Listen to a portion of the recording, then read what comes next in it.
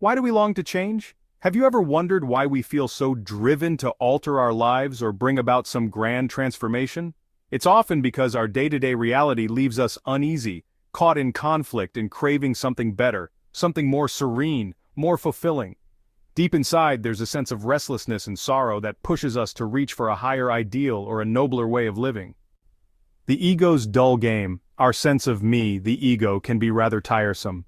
It's always swinging between desires and frustrations, climbing up and crashing down, chasing one thing and losing another. All those hopes and letdowns, the illusions we spin in our minds, are strangely fascinating but also surprisingly empty. Before long, this roller coaster of excitement and disappointment wears us out, so we look for escapes. We distract ourselves with work, with entertainment, with drinking, with sex, with endless knowledge, anything to keep us from facing how shallow the ego's game can feel. The problem is, the more ways we find to run away, the bigger and more tangled our inner world becomes. Escaping the ego never solves its problems. Trying to forget yourself, whether through partying, chasing success, or diving into religious devotion, never really settles the root of your troubles. Escapes may press things down for a while, but whatever is suppressed has a habit of returning, sometimes under a new disguise.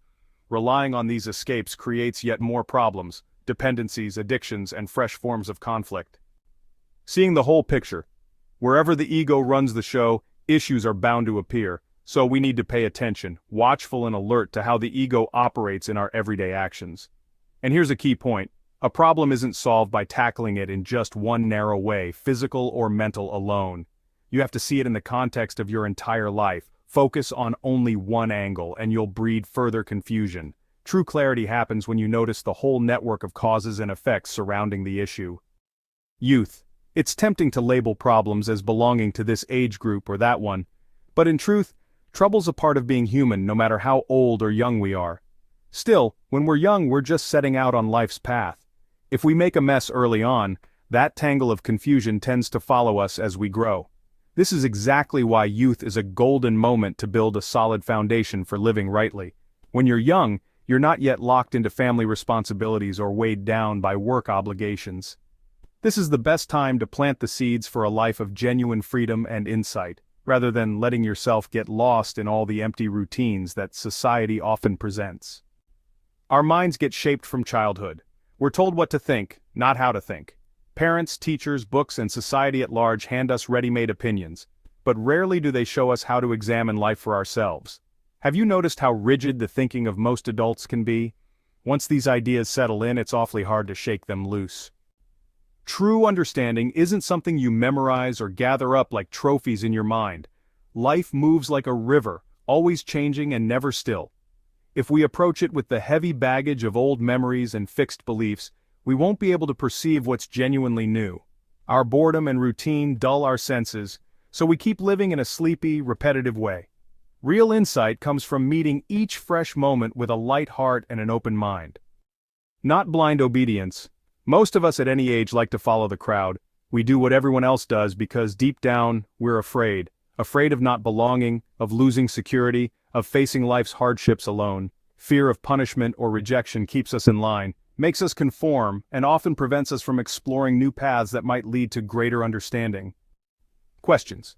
Eventually you leave school or wherever you've been and suddenly the wide world demands answers. What work should you do that feels worthy and kind? How will you handle the inevitable joys and sorrows? Will you understand hunger, overpopulation, desire, pain, and pleasure?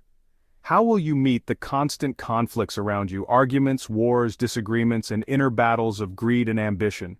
What does religion really mean beyond worshiping some image or icon? And what about love, that strange and beautiful thing that touches us all? Most of us only try to tweak things here and there, just enough to find a little satisfaction. As we grow older, our fear of real change grows stronger. We might make small adjustments, but the deeper patterns remain untouched. Yet, if we keep chasing happiness and ambition, we inevitably stir up competition, decay inside ourselves, and emptiness in our hearts. Sooner or later, we must face these things directly for our own sake. No great thinker can solve this for you. No matter how brilliant the philosophers, scholars, or political leaders are, they can't resolve our deepest human problems. These issues exist right in the space between us, between you and your family, your friends, your neighbors, and indeed between you and me. They come from inside us, and that's where they must be understood. Wisdom grows when we're free of the self. True wisdom emerges when we free the mind from this ceaseless sense of I, me, mine, which constantly demands more. When we're no longer locked in that loop of wanting and fearing, we see more clearly. Don't meet violence with violence. Stepping out of school or into the broader world, it's vital not to let yourself be bullied or shaped by forces you don't understand. At the same time, don't let that lead you into aggression or hostility. The real key is to see these influences for what they are and respond with a calm inner strength that doesn't add new divisions or hatred. By doing so, you can live freely without fueling more conflict in the world.